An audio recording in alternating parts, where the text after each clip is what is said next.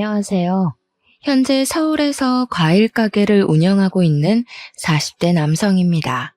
지난 날을 돌이켜보면 손에 잡지도 못할 허황된 것을 쫓은 것 같아 후회되기도 하네요. 20대 때는 성공하는 것에 집착했고 30대 때는 물질적인 것에 집착하며 어떻게든 경제적으로 성공을 해야 한다는 생각에 사로잡혀 있었으니까요. 하지만 40대가 되고 나니 이 모든 것이 허황되었다는 걸 알게 되었는걸요. 그래서 비슷하던 수준이던 친구들이 경제적으로 더 잘 나간다는 소리를 들어도 아무렇지 않게 된 것이겠지요. 이런 저에게 한 가지 취미가 있다면 그건 바로 사연 채널에서 사연자분들의 이야기를 들으며 과일을 파는 것이에요. 인간 같지 않은 못된 사람들 때문에 상처받고 괴로워하는 사연을 들을 때면 가슴이 아려오곤 합니다. 사연자분들 또한 가슴에 묻어두었던 상처를 꺼내기 위해서 수많은 시간이 걸렸겠죠. 용기를 내어 사연을 신청하신 사연자분들을 보며 저 또한 용기를 내어 오늘 아무도 몰래 숨겨두었던 상처를 고백하게 되었네요. 사연을 신청한 오늘만큼은 과일 장수가 아닌 사연자가 되어 여러분들에게 그동안 있던 이야기를 들려드리려고 합니다. 자식들은 보통 부모의 영향을 받아 비슷한 직업을 갖는다고 하는데요. 저 또한 그랬어요. 과일 장수로 일하던 아버지로 인해 어린 시절부터 트럭을 타고 다니며 전국 각지로 과일을 팔러 다녔거든요. 아버지께서는 돈을 못 버는 날이라도 꼭 아들은 저에게만큼은 따뜻한 국밥을 사주실 만큼 다정하고 가정적인 분이셨습니다. 하지만 이런 아버지의 다정함과는 별개로 저희 가족은 참 가난하게 살았네요. 아무리 과일을 싼 값에 내놓는다고 해도 트럭 여기저기에 굴러다녀 상태가 좋지 못한 과일이 잘 팔리는 건 가물에 콩이 나듯 드문 일이었으니까요. 그래서 어머니께서는 부족한 생활비를 메꾸기 위해 열심히 부업을 하며 일을 하셨죠. 부잣집에 일손을 돕거나 김장을 하면서 말이에요. 아버지께서는 어머니께서 고생하시는 것이 모두 자신의 탓이라며 항상 마음 아파하셨어요. 부르튼 어머니의 손을 볼 때면 눈물을 흘리시기도 했고요. 그렇다고 해서 어머니가 아버지와 결혼한 자신의 신세를 후회하거나 아버지를 원망하는 일은 없었습니다. 어머니께서도 늘 다정하고 가정에 헌신하는 아버지를 깊이 사랑했거든요. 따뜻하고 정이 많은 아버지와 그런 아버지를 마음 깊이 사랑하는 어머니 덕분에 저희 가족은 가난해도 화목할 수 있었는걸요. 하지만 가난은 이러한 소소한 행복을 누릴 기회조차 앗아가 버리더군요. 저희 가족에게서 제일 소중한 것을 빼앗아 가면서 말이에요. 경찰의 눈을 피해 과일을 팔던 아버지께서 단속을 피하려 무리하게 운전을 하시던 도중 교통사고를 당해 그만 그대로 눈을 감고 만 것이었죠. 아무런 예고 없이 들이닥친 아버지의 부재는 저희 가족의 삶을 송두리째 흔들기 충분했어요. 하지만 인정도 없는 가난은 아버지의 부재를 슬퍼할 겨를도 주지 않았습니다. 있는 돈 없는 돈을 털어 진행한 아버지의 장례식이 끝난 후 집으로는 수많은 독촉장이 날아왔는데요. 아버지의 빈자리에 제일 슬퍼하던 어머니께서는 그 독촉장들을 보신 후부터는 한 방울의 눈물도 흘리지 않으시더군요. 대신 두 손을 걷어붙이고 일을 하기 시작하셨죠. 부잣집의 가정부로 3년 동안 일을 한 어머니께서는 악착같이 돈을 모아 과일 가게를 차리셨습니다. 어머니께서는 아버지의 사고 이후 죽이 되던 밥이 되던 가게를 차려야겠다고 결심을 하셨거든요. 어머니께서 과일 가게를 운영하실 동안 저 또한 과일 장수로 일하며 시간을 보냈어요. 일하다 보니 시간은 훌쩍 흘러 어느새 25이란 나이가 되었고요. 어머니께서는 하루빨리 좋은 처자를 만나 결혼을 하고 가정을 꾸리길 바라셨지만 어머니께서 결혼 이야기를 할 때면 씁쓸한 미소를 지을 뿐이었네요. 가난한 데다가 홀어머니까지 모신 남자에게 시집을 올 여자는 아무도 없는 거잖아요. 그런데 한평생 박복한 세월을 보낸 것을 불쌍하게 여겨서인지 저에게도 결혼할 기회가 찾아오더라고요. 상대는 과일 가게 맞은편 작은 중소기업에서 격리로 일하는 단골 손님이었죠. 여자는 항상 생글거리는 낯으로 사과를 한 바구니씩 사갔는데요. 눈이 펑펑 내리던 추운 겨울, 여자는 퉁퉁 부은 눈을 하고선 사과를 내달라고 하더군요. 연유를 묻자 결혼을 약속한 남자 쪽 집안에서 여자의 어머니께서 다방을 운영한다는 이유로 파혼을 요구했다고 말을 했어요. 어린아이처럼 눈물을 흘리는 여자의 모습을 보자 마음이 좋지 않았습니다. 그래서 더 챙겨주려고 노력을 한 것이었죠. 그리고 이런 연민은 시간이 지나자 사랑이 되었어요. 여자를 만나기에는 턱없이 부족한 환경이기에 마음을 밀어내보려 했지만 쉽지가 않았고 결국 여자에게 고백을 한 후 만남을 이어갔고요. 만난 지 3년이 지난 후 결국 저희는 부부의 인연을 맺게 되었답니다. 결혼한 후 아내에게 참 감사했어요. 아내가 아니었다면 평생 홀로 외롭게 살았을 테니까요. 그런데 어머니께서는 저의 생각과는 다른 듯 보였습니다. 장모님이 다방을 운영하는 것을 탐탁지 않게 생각하시던 어머니께서는 아내 또한 반기지 않으셨죠. 어머니께서는 불같은 성정을 지닌 것에 비해 마음은 누구보다 여리고 정이 많으셨기에 같이 얼굴을 맞대고 살다 보면 아내에게도 정을 붙일 거라 생각했는데요. 어머니께서는 이런 기대를 산산이 조각내시고 말았네요.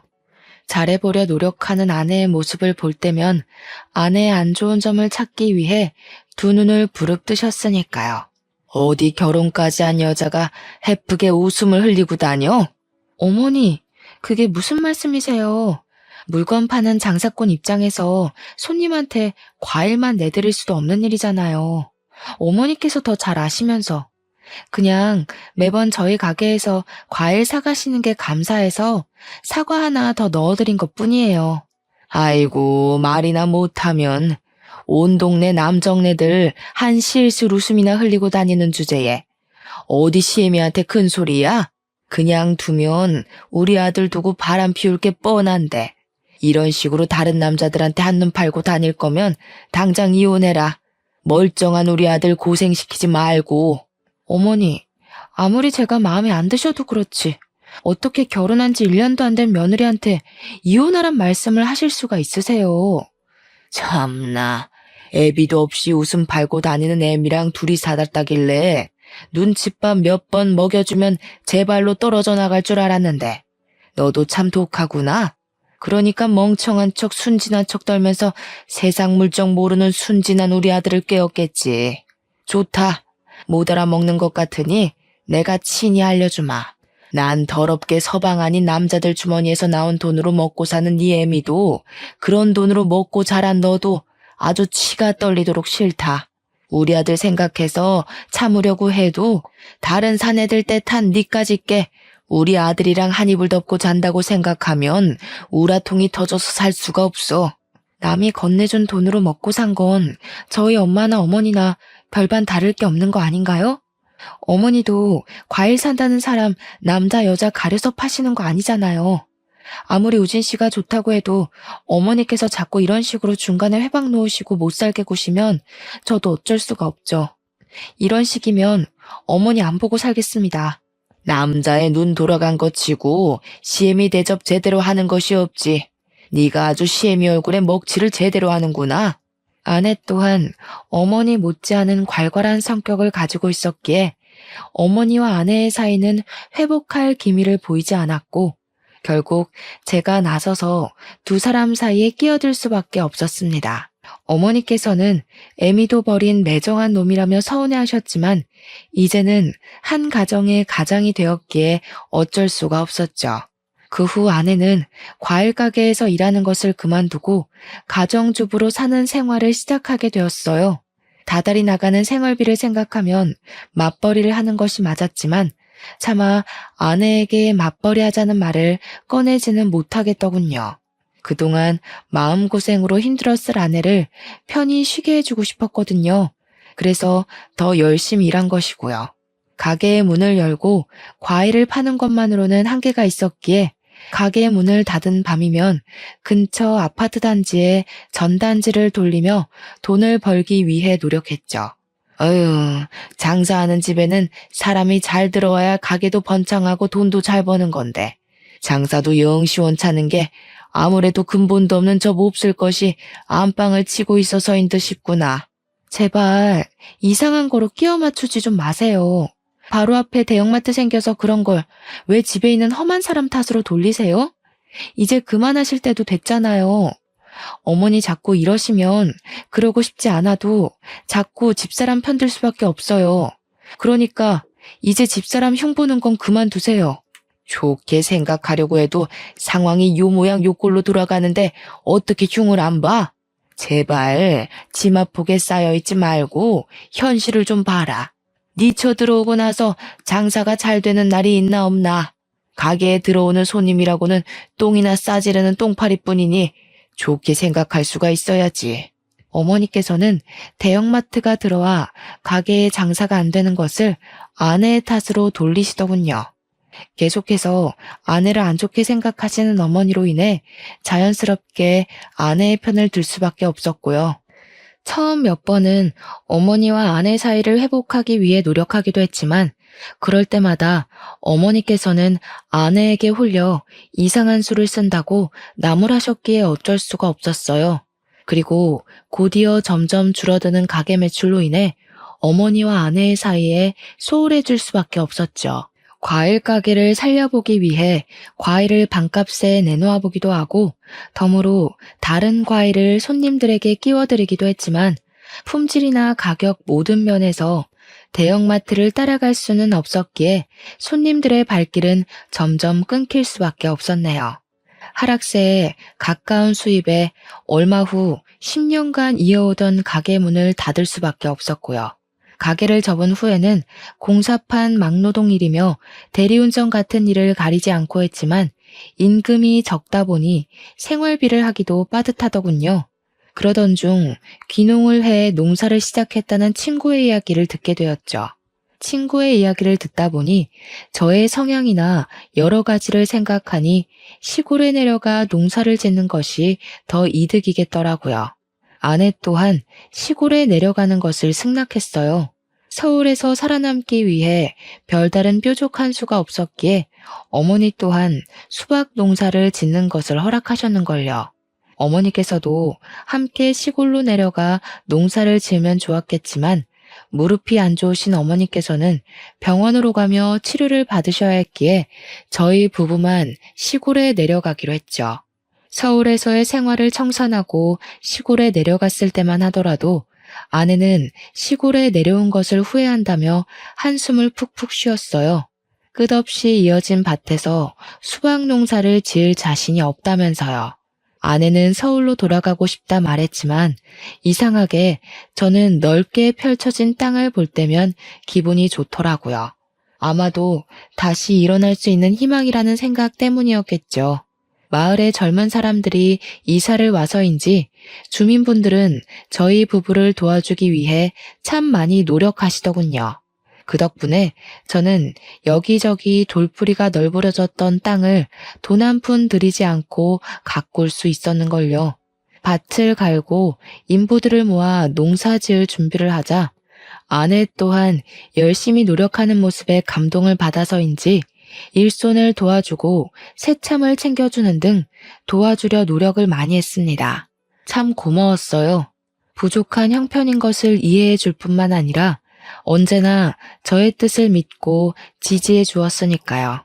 그리고 이런 아내의 내조와 저의 노력 덕분인지 더할 나위 없는 풍년이 찾아오고 수박 농사는 성공하게 되었죠. 농사를 시작한 지 불과 1년 만에 일어난 일이었습니다.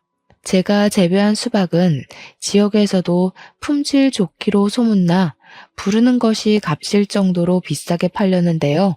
이 덕분에 과일 가게를 운영할 때와는 비교도 안 될 만큼 많은 이익을 거둘 수 있었네요. 경제적으로 나아진 후 그동안 고생한 어머니에게도 잘해드리려 노력을 했습니다. 어머니께서는 필요 없다 말씀을 하셨지만 생애 처음 시설존 아파트에 입주를 하시니 입에 귀가 걸릴 정도로 한박웃음을 지으시더군요. 더불어 경제적으로 안정이 된 후에는 어머니와 아내의 고부 갈등 또한 전과는 비교할 수 없을 정도로 나아졌어요. 웃는 낯으로 잘 지내는 어머니와 아내의 모습을 볼 때면 마음이 뭉클해졌죠. 드디어 한 가족이 된 거잖아요. 경제적으로도 가정적으로도 안정이 된 후 저희 부부는 아이를 가지기 위해 노력했습니다. 저희 부부 둘 다 시기가 안 좋아 미뤘을 뿐 아이를 참 좋아했거든요. 하지만 세상 일이 모두 마음처럼 되지 않듯이 저희 부부에게는 아이 문제가 그렇더라고요. 자연 임신에 실패한 뒤 여러 번 시험관 수술을 진행했지만 임신이 되지 않을 뿐더러 아내의 몸은 날로 쇠약해져만 갔죠. 실패를 거듭해 갈수록 아내는 몸뿐만 아니라 마음까지 지쳐가는 것 같았어요. 결국 아내의 건강을 위해 아이를 포기하기 결심을 했고요. 아이를 포기한 후 저희 부부는 전국 각지의 여행을 다니며 아픔을 이겨내기 위해 노력했습니다. 다행히 물 좋고 산 좋은 곳을 찾아다녀서인지 아내의 건강은 나날이 좋아져 갔죠. 몸뿐만 아니라 마음까지도요. 주위의 몇몇 사람들은 결혼을 한 횟수가 오래될수록 아내와 사이가 안 좋아진다고 했지만 저희 부부는 그 반대였습니다. 결혼을 한 지 7년이란 세월이 흘렀지만 여전히 서로 사랑하고 존중했으니까요. 항상 제일 가까운 곳에서 응원해주고 힘을 써주는 아내 덕분에 행복하기만 했고요. 저희 부부는 한 달에 한 번 제주도로 여행을 떠났는데요. 제주도 여행을 예약하고 얼마 안 돼 아내는 제주도 여행을 미루자고 말을 꺼냈네요. 다리가 다친 장모님의 병간호를 해야 한다면서요. 몸이 불편한 장모님을 두고 여행을 가봤자 마음이 편하지 않을 게 뻔했기에 바로 제주도 여행을 취소했죠. 그런데 장모님이 우리 집에 오신 후 한 가지 문제가 발생했습니다.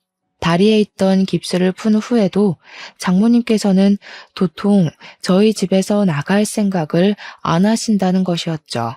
일주일이나 길어도 한 달이면 댁으로 돌아가실 거라 생각했지만 장모님은 그대로 석 달이 지나도록 저희 집에 눌러앉아 생활하셨어요. 물론 장모님께서 조용히 요양하실 목적으로 오셨다면 상관이 없었지만 장모님께서 도리어 자신의 친구들을 불러 밤이고 낮이고 술판을 벌이셨죠. 일찍 잠자리에 들고 꼭두 새벽에 일어나 일할 준비를 하는 저에게 이런 장모님의 행동은 치명적이었고요. 차마 장모님에게 대놓고 말할 수가 없어 아내에게 은근히 눈치를 주었는데요. 처음 몇 번은 사과하며 중재를 하려던 아내조차 시간이 지나자 미안한 신용은커녕 적반하장으로 나오며 오히려 저를 나무랐어요. 당신 참 너무하다. 우리 엄마가 평생 집에 있겠다는 것도 아닌데 그깟 술상 버리는 게 뭐가 어떻다고 자꾸 눈치를 줘? 처음에는 하늘의 별이라도 따줄 것처럼 굴더니 이제 결혼한 지 수십 년도 더 지났다 이거야? 갑자기 그 얘기가 왜 나와? 내가 뭘 어쨌다고. 그게 아니면 갑자기 우리 엄마 내쫓으려는 이유가 뭔데? 이런 대우받을 줄 알았으면 처음부터 결혼도 안 하는 건데. 당신 솔직히 말해봐. 겉으로는 직업에 귀천이 없다. 우리 엄마 직업 이해한다. 말은 그렇게 해도 속으로는 어머니랑 똑같이 다방 차린 우리 엄마 욕하면서 다 늙어서 웃음이나 실실 파는 여팻네라고 생각하는 거지? 아니라고 잡았대도 당신 얼굴에 다 쓰여 있어. 우리 엄마 무시한다고. 우리 엄마한테 어떻게 그럴 수 있어? 내가 언제 장모님을 무시했다고 그래? 당신이야말로 장모님 생각하는 거 반만이라도 나한테 써봐. 나 수박 농사 시작한 후로 길어야 하루에 5시간 자면서 버텨 돈 벌어야 하니까. 그 돈으로 당신 손에 물 안 묻히고 호강시켜주면서 살게 해주려고. 이장님도 그러시더라? 자식도 없는데 마누라 고생 안 시키겠다고. 새참도 알아서 해결하고 일도 소처럼 하는 건 이 동네에서 나밖에 없다고. 어떻게 다른 사람도 다 하는 걸 제일 옆에 있는 당신이 몰라? 내가 뭐 대단한 걸 바란 것도 아니고 잠이라도 편하게 자려고 장모님 술자리 갖는 것 좀 줄여달라고 하는 게 그게 그렇게 큰 잘못이야? 그러지 말아야지 100번, 1000번 다짐을 했지만 자꾸만 장모님을 감싸는 아내를 보니 어쩔 수 없이 언성을 높이게 되더라고요. 높아진 목소리가 들렸는지 거실에서 친구들과 술판을 벌이고 있던 장모님께서는 안방으로 건너오셨습니다. 솔직히 전후 사정을 다 알게 된다면 장모님께서도 당연히 자신이 잘못을 인정하실 거라 생각했는데요. 장모님께서는 오히려 입속을 이죽거리며 팔짱을 끼고 저를 노려보시더군요. 집안의 가장이라는 사람이 이렇게 속이 좁아서야 어디에다 써먹으라는지. 손가락 하나 안 들어갈 것처럼 좁아터진 속 가진 자네랑 산 우리 딸 세월이 아까울 지경이네. 집에 마누라가 이쁘면 처갓댁에 말뚝을 박는다고 하던데. 장모가 술상 몇 번 버렸다고 마누라를 휘어잡을 정도면 자네 그동안 우리 딸을 얼마나 발 아래로 봤다는 건가? 내가 속이 터져서 할 말이 없네. 우리 딸이 어디가 어때서 자네같이 별 볼 일 없는 사람한테 천대까지 받으면서 살아야 하나 이 말이야. 어디 우리 딸 아니었으면 나무토막처럼 고지식한 자네가 결혼이나 했을 줄 아나? 내가 거기 기가 쳐서 말이 안 나오네. 됐어 엄마 그만해. 어차피 어머니랑 똑같이 귓구멍이 막혀서 말해줘도 몰라. 다른 집이었으면 머리에 나사 하나 빠진 것 마냥 헬렐레 하는 사위 진작 내치고 새로 들였을 걸세. 참나 기가 막혀서 장모가 떡하니 앞에 있는데도 내쫓으려고 눈이 벌걸 정도면 뒤에서는 얼마나 흉을 봤을는지. 누가 보면 아주 대단한 벼슬자리에라도 나간 줄 알겠다. 고작 이런 총구석에서 소똥 묻혀가며 농사가 짓는 주제에 원선이 넌 시댁가거든 네 시모 안방이나 들어가 봐라. 혹시 아니? 대단하신 농사꾼 사위께서 하도 처갓댁 흉을 봐서 안방에 계신 시모께서 부적이라도 썼을지. 제 딴에는 아내를 위해 개인의 생활까지 포기하며 노력을 했다고 생각했는데 참 허탈하더군요. 지금까지 저 혼자만 아내를 위해 노력한 것이라는 것을 알게 된 거잖아요. 장모님의 태도를 보니 확신이 섰죠. 그동안 아내는 저를 존중하고 사랑한 것이 아닌 자신의 편안한 생활을 위해 사랑한 척 한 것이라는 것을요. 아내라도 저의 편이었다면 마음이 이렇게까지 상할 일은 없었겠지만 정작 중요한 아내마저 장모님과 한 통속이라 생각하니 도저히 힘을 낼 수가 없었는걸요. 아내에 대한 믿음은 파도가 휩쓸고 간 모래성처럼 한순간에 무너져 내렸고요. 너무 큰 충격을 받아서인지 그 후에는 아무리 장모님이 큰 소리로 떠들며 사람들과 술잔을 부딪혀도 신경조차 쓰이지 않았네요. 신경조차 쓰지 않자 장모님은 물 만난 고기처럼 날뛰며 더 많은 사람을 집으로 불러 술판을 벌였고요. 그런데 장모님이 활기를 칠 동안 사건이 일어나고 말았죠. 감기 기운으로 몸이 좋지 않아 평소보다 일찍 귀가를 했을 때였습니다. 그날도 다른 날과 마찬가지로 장모님께서는 사람들을 불러 모아 왁자지껄하게 떠들며 술판을 벌이고 있었어요.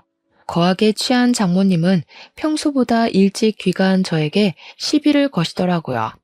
이젠 하다하다 우리 딸을 굶겨 죽일 작정이라도 한 겐가? 그러지 않고서야 어떻게 해가 벌컥했던데 낮에 집에 발을 들일 수가 있어? 봐줄 만한 건 돈밖에 없었는데 이제 돈까지 안 벌어오겠다고 하면 뭐하러 우리 딸을 데리고 살겠다는 건가? 에라이, 마누라 굶기는 이 천하의 나쁜 놈. 장모님께서는 막말을 한 것도 모자라 상에 있던 숟가락으로 제 머리를 내려치기까지 하시더라고요. 머리를 때린 도구가 숟가락이라는 것을 알아차렸을 때 멍하니 장모님을 바라볼 수밖에 없었어요.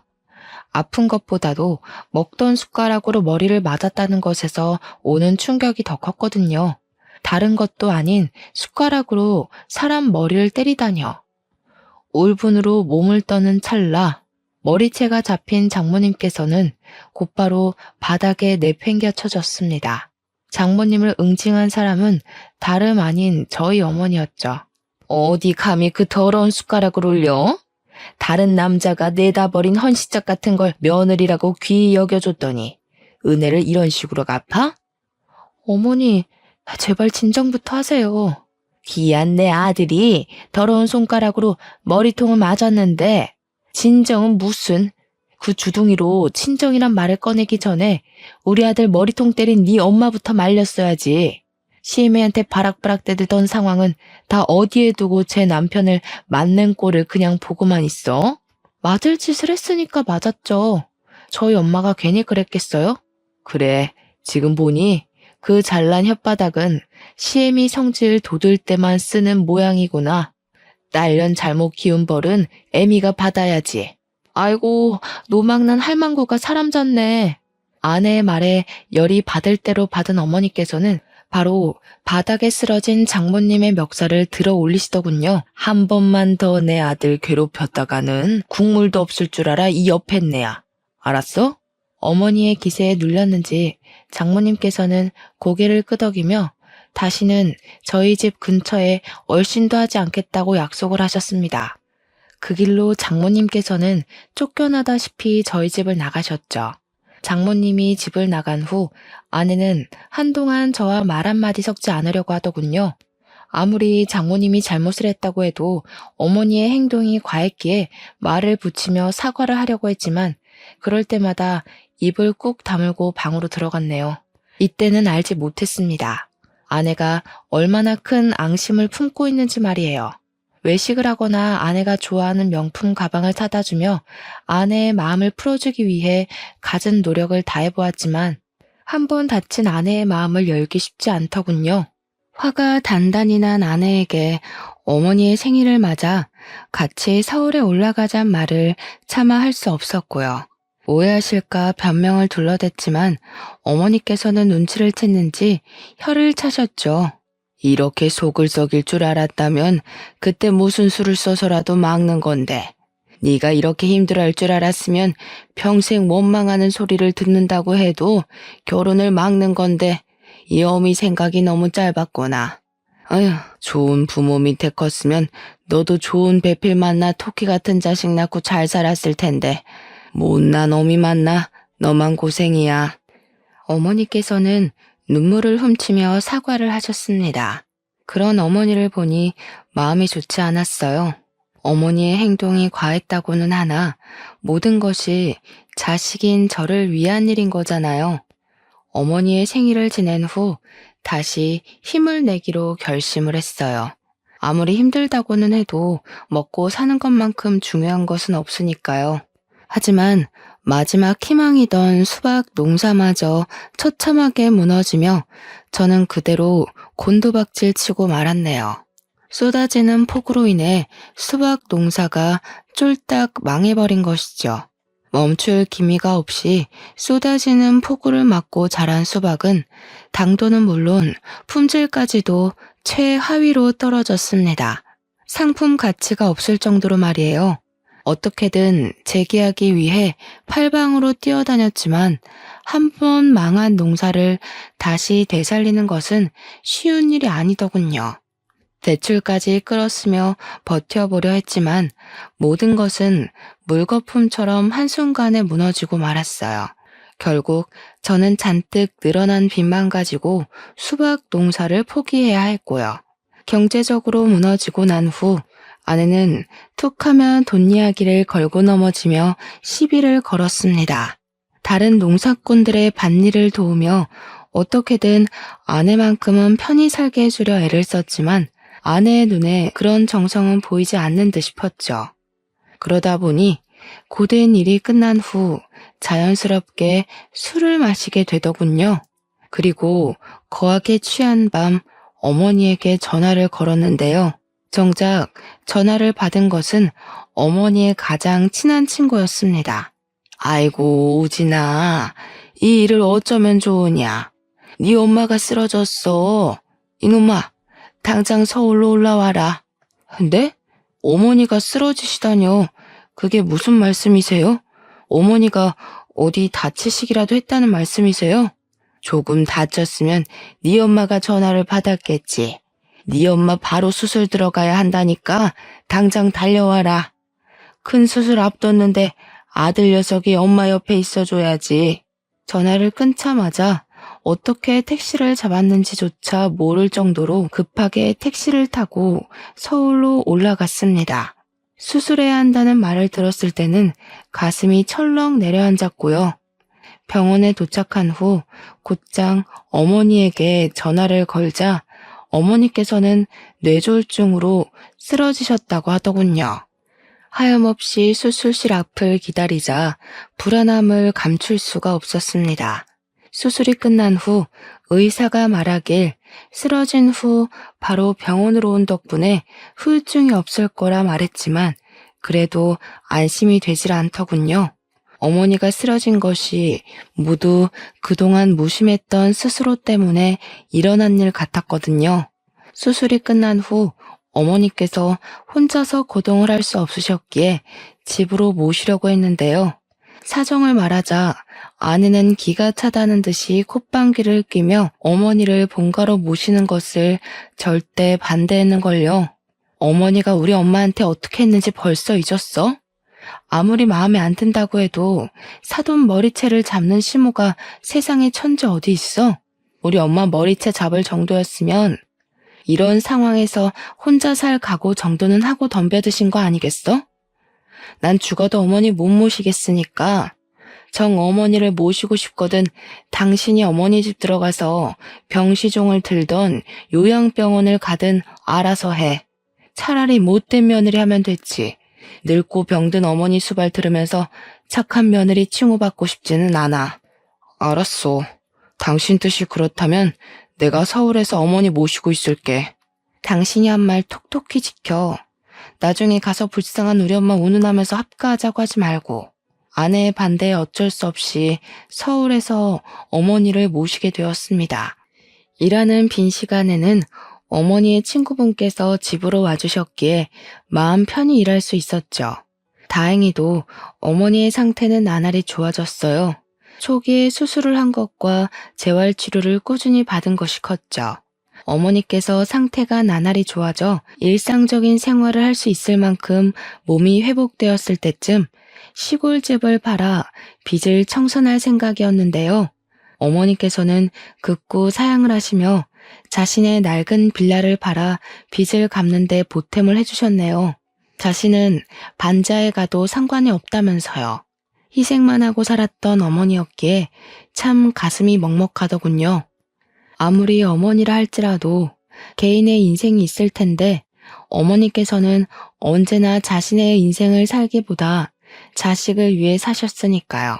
그래서 아내를 설득해보기로 마음먹었고요. 합가하기 위해서가 아니라 아내와 어머니의 사이를 회복시키기 위해서였습니다. 그런데 아내는 어머니를 보자마자 기겁을 하며 소리를 질렀어요. 당신 도대체 무슨 생각이야? 내가 한 말 잊었어? 다시는 어머니랑 얼굴 맞대고 싶지 않다니까? 내가 왜 우리 엄마 머리채까지 잡은 당신 엄마랑 부딪히고 살아야 하는데 내가 말했지. 저 말하는 꼬락서니 좀 봐라. 아주 지혜미를 쏙 빼닮았구나. 아무리 핏줄은 닮은다지만 아주 못된 것만 쏙 빼닮았어. 어디 그 못된 피는 대대로 물려주기라도 한다던? 어머니가 하실 말씀은 아니죠. 위아래도 없이 사돈 머리채도 잡으시는 분이 못된 피를 운운하다니요. 제가 나쁜 피를 물려받았으면 어머님 아들은 어머님한테 줄줄이 망하는 피만 물려받았겠네요. 이 사람 매번 한 일마다 망하는 걸 보면? 그래, 네가 언젠가는 그럴 줄 알았어. 우리 아들 주머니에서 돈이 떨어지니까 드디어 네가 기어코 본성을 드러내는구나. 에라이 못된 년. 네 애미처럼 똑같이 벌 받아봐라. 어머니, 지금 뭐 하시는 거예요? 어머니, 도대체 왜 이러세요? 어머니께서는 이성을 잃고 아내에게 달려들어 또다시 머리채를 잡으셨습니다. 뒤이어 어머니를 말렸지만 이미 어머니의 손에는 아내의 머리카락 뭉텅이가 잡혀 있었어요. 자신의 머리가 빠진 것을 본 아내는 기겁하며 짐을 챙겨 현관문으로 나섰고요. 황급히 아내를 붙잡아 보았지만 공포에 질린 아내는 잡는 손길을 뿌리쳤죠. 이거 놔. 당신 못 봤어? 어머니 손에 뽑힌 내 머리카락. 이대로 가다간 어머님이 내 머리채가 아니라 내 머리까지 뽑을 텐데 무서워서 내가 어떻게 살아. 내가 어머니 대신 사과할게. 우리 이러지 말고 말로 하자. 제발 이러지 마.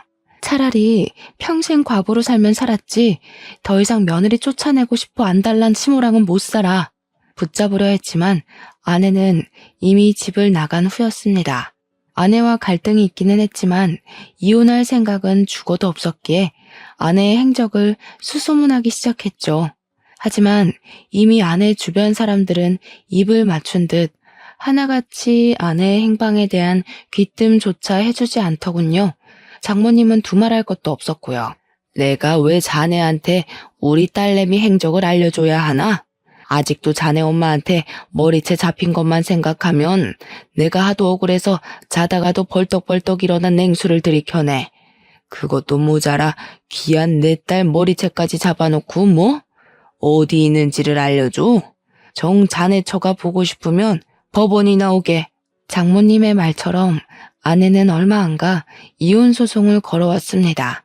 아내를 보며 이야기를 나누고 싶었지만 그 어디에서도 아내를 만날 수 없었기에 저는 급하게 변호사를 선임할 수밖에 없었는걸요. 그리고 제가 아내를 만난 곳은 결국 법원이 되었죠. 확고하게 이혼 생각이 있는 아내와 달리 저는 가정을 지키고자 이혼을 거부했는데요.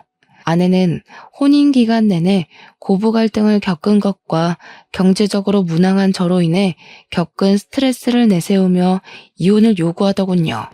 더불어 아내는 어머니에게 머리채를 잡힌 것을 주장했기에 이혼은 저에게 점점 더 불리한 상황으로 치닫게 되었어요. 어머니께서 아내와 장모님의 머리채를 잡았다는 결정적인 증거가 없었기에 첫 번째 재판은 아내와 저 모두에게 도움이 되지 못한 채로 끝이 났네요. 그 후 저는 변호사와 함께 두 번째 재판을 준비해야 했어요. 조사 과정 기간만도 4, 5개월이었기에 그동안 어떻게든 아내의 마음을 돌려보겠다고 다짐을 했습니다. 하지만 앞선 마음과는 달리 아내는 아예 만날 기회조차 주지 않았을 뿐더러 계속 장모님 댁을 찾아가자 장모님께서는 스토킹범으로 신고를 한 것이었죠.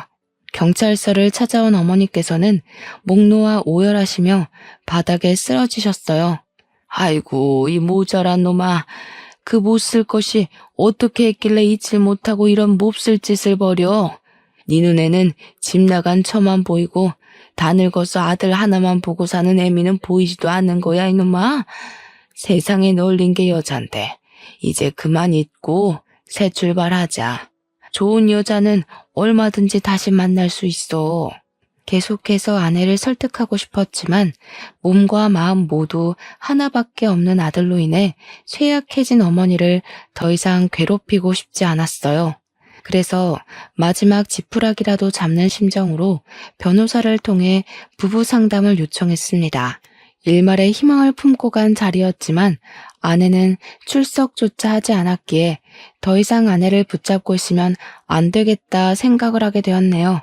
아무리 사랑하는 마음이 있다고 해도 마음이 떠난 사람을 붙잡고 늘어질 수는 없는 거잖아요. 하지만 아내에 대한 마음을 덜어내는 것은 쉽지 않은 일이었습니다. 그래서 더더욱 일을 찾아다니며 바쁜 나날을 보내기 위해 힘을 썼어요.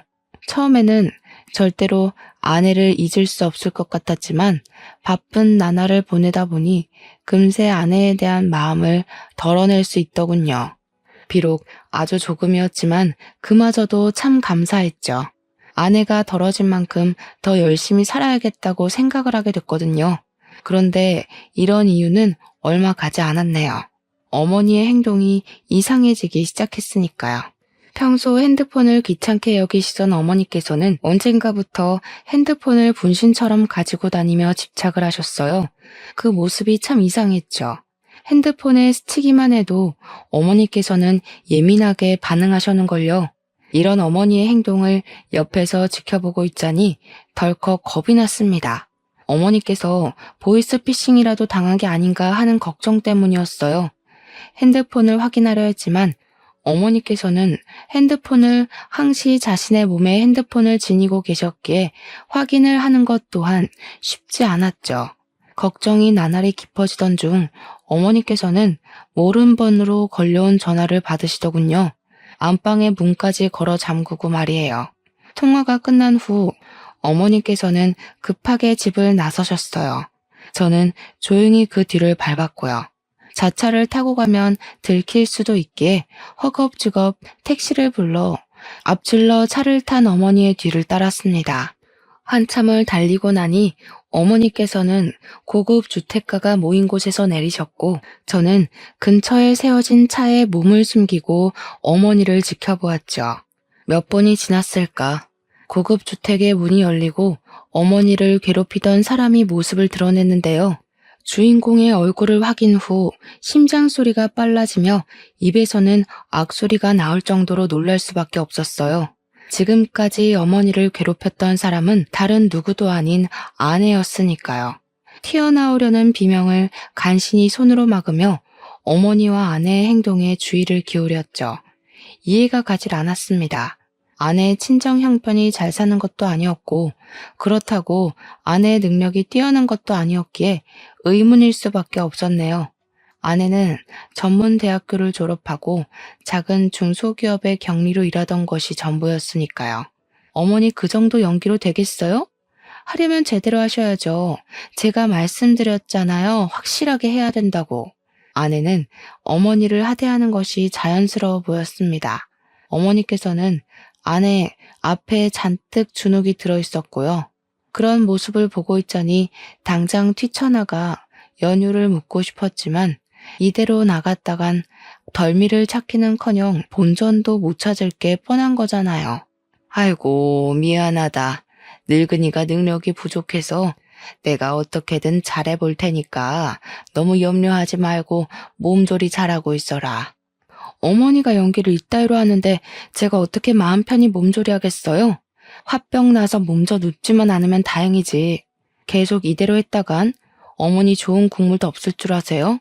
아이고, 제발 이 늙은이 정성을 봐서라도 좀 봐주렴. 너 아니면 나랑 우리 아들은 이대로 망해서 죽을지도 모른다 이거. 멀미를 잡기 위해 참으려 했지만 어머니가 찬 땅바닥에 무릎을 꿇고 있는 것을 보자 도저히 참을 수가 없었습니다.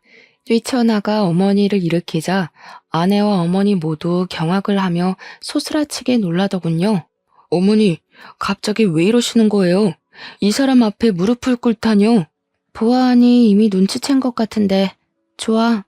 그동안의 정을 생각해서 말해줄게. 나 임신했어. 임신이라고? 아니 그럼 홀몸도 아닌데 왜 그렇게 나랑 이혼하고 싶어서 안달을 부린 거야? 내가 당신이랑 사이에서 나올 아기를 얼마나 기대했는데 어떻게 나랑 한마디 상의도 없이 어머니가 장모님 머리채 잡아서 어머니가 당신을 미워해서 그래서 이혼하자고 한 거야? 그것 때문에 지금 이렇게 무릎도 안 좋은 어머니를 바닥에 꿀리고 이혼까지 하면서 복수라도 하는 거냐고. 온몸의 피가 머리로 몰리는 기분이었습니다.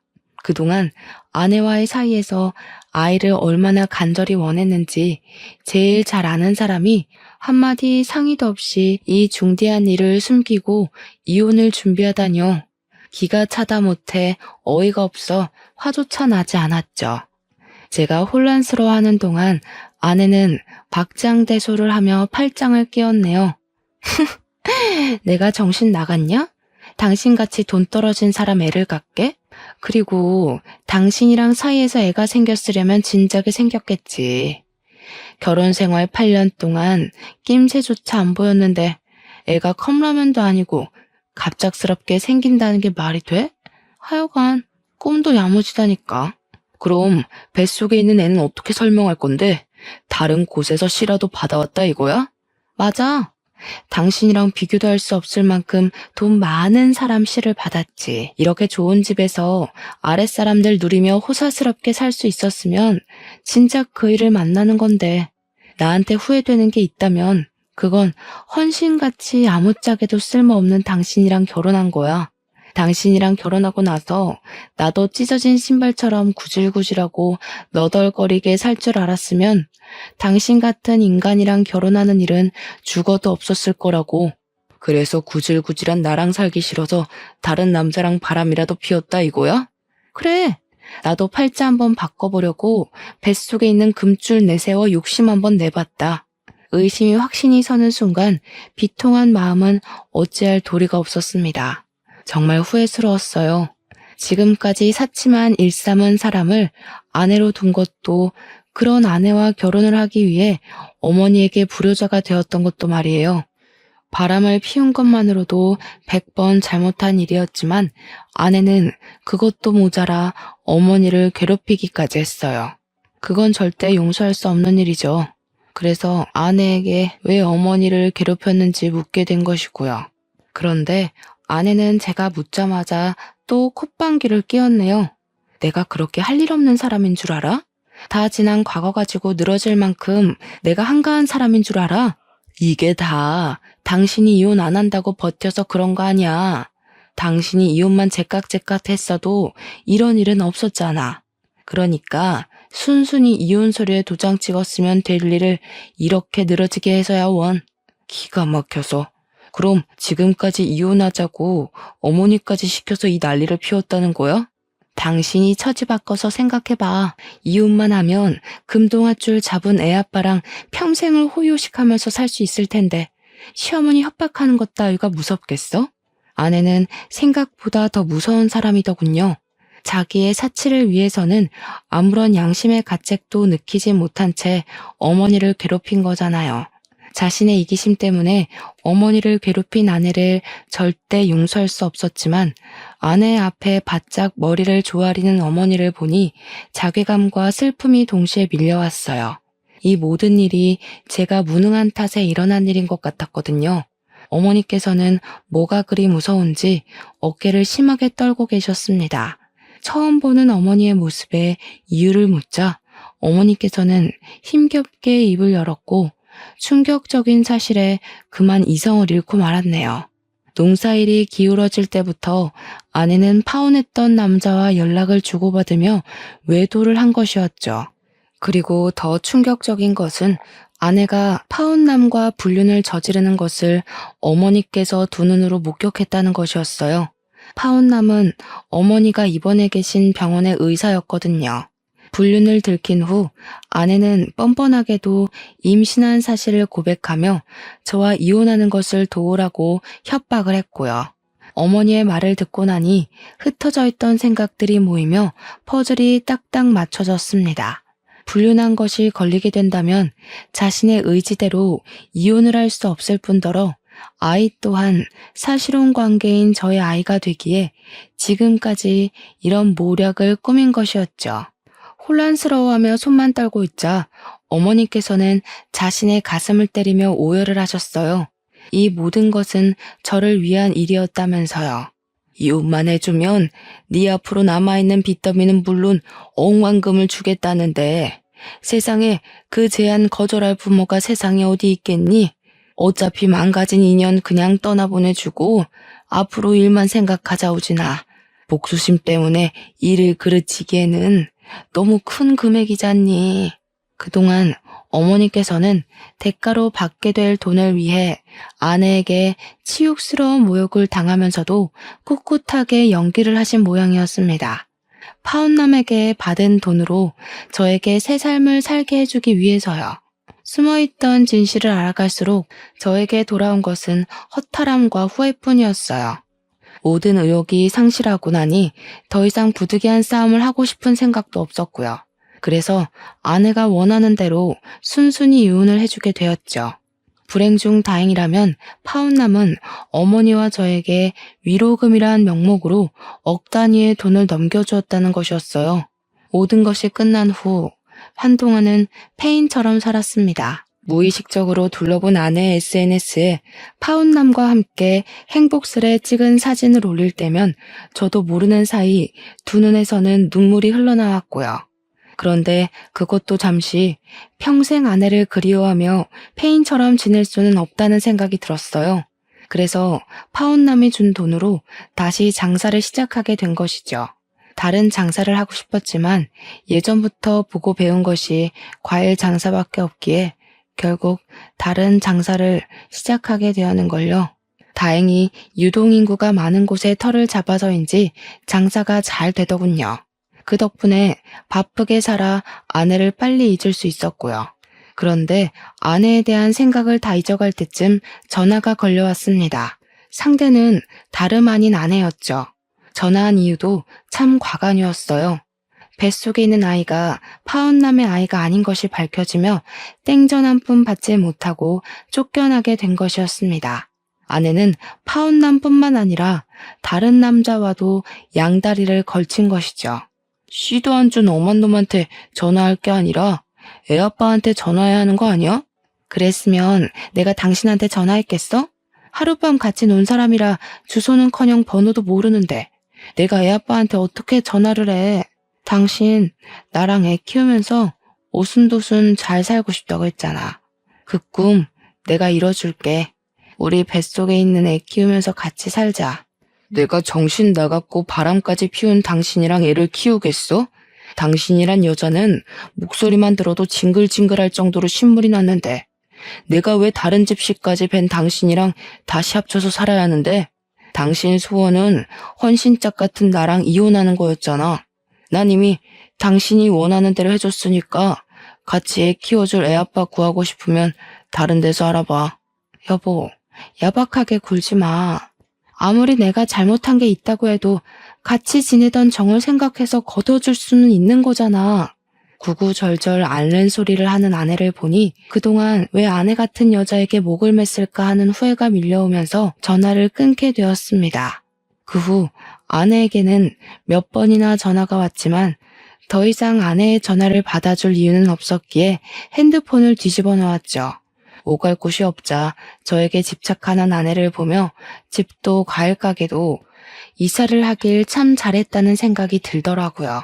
현재 저는 아내를 완전히 잊고 과일 가게를 운영하며 어머니와 잘 지내는 중이에요.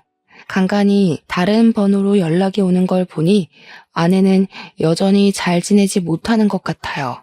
전에 듣기론 아내 아이와 함께 물 새는 반지하에서 산다고 하더군요. 아내 같은 여자를 엄마로 둔 아이가 불쌍하기는 하지만 도와준다면 또다시 아내와 엮일 것이 뻔하기에 모른 척 할 수밖에 없는걸요.